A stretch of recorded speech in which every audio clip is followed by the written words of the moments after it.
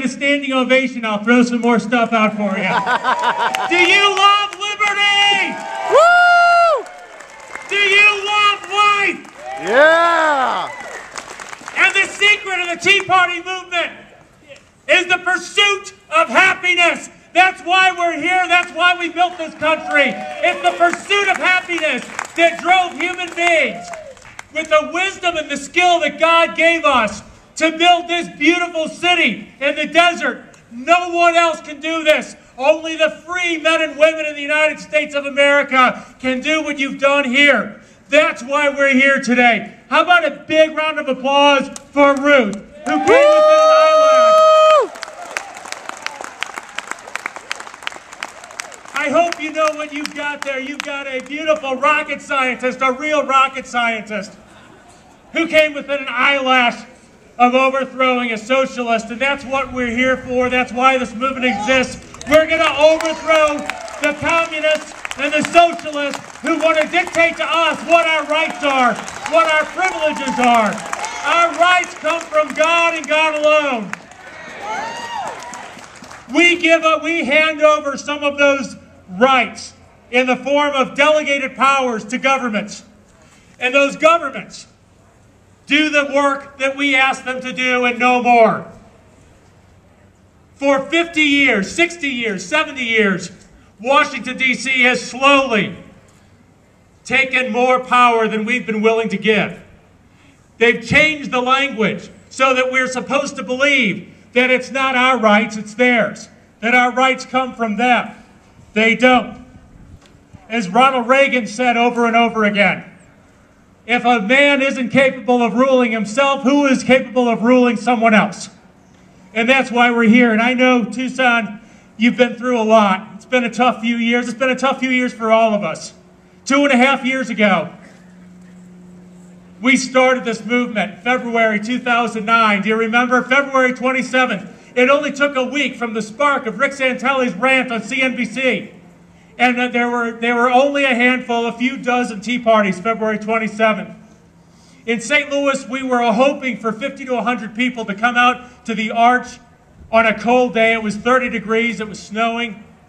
It was a Friday on a work day. We were hoping for 50 to 100 people.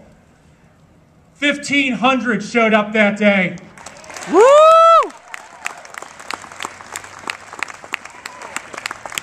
1,500 people showed up. You know why?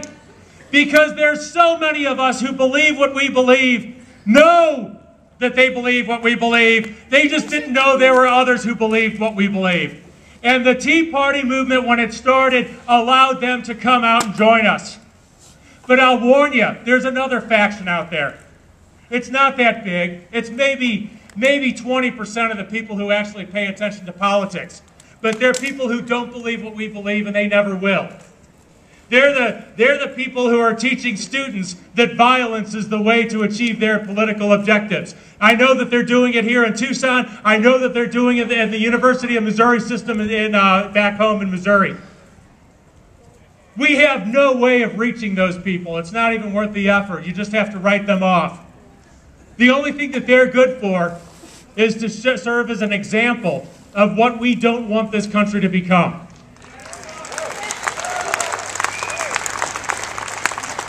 And the fact that you're here means that you're already one of that other group. You're the ones who believe what we believe, I believe what you believe, and you all know it, and I know it. But in the middle, in between us and that other 20% that we don't want to talk about, is a whole bunch of people that we have to connect to. These are the people, I call them the unknowing believers. They believe what we believe. They believe in freedom and liberty and fiscal responsibility and open government. They believe in all those things. They just don't know it yet, because they're caught up in that lexicon that Washington has been feeding us for a long, long time. And sometimes we do things, and I'll be honest with you, we do things in the Tea Party movement, in the Liberty movement, in the Patriot movement, that turns off people who aren't political. I'll just be honest with you. They don't always get the tri-cornered hats and the 18th century language because they weren't educated like we were. They don't have the blessings that we have. But we have to reach them because they're looking at both sides, trying to decide who's right and who's wrong. They believe what we believe in. You know how I know that? Every 4 years, there's a poll taken in the United States called the Battleground Poll. It's been going on since the early 80s. And what this poll does is it evaluates, among other things, the ideological direction of the electorate.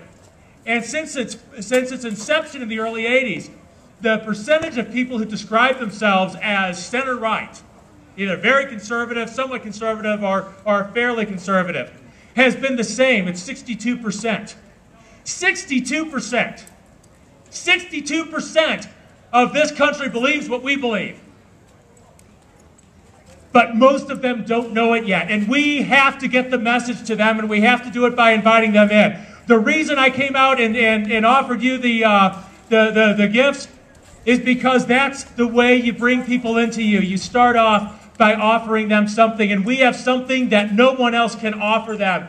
We have the blessings and the knowledge of liberty and life and the pursuit of happiness. And we're the only ideology on the planet, no matter what country we're in, we're the only ideology on the planet that offers those three things as rights given by God.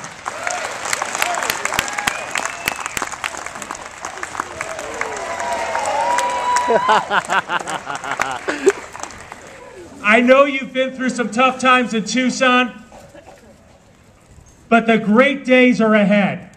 We had an enormous election last year. Do you know that over 800 seats shifted ownership in legislatures all across the country? Yeah.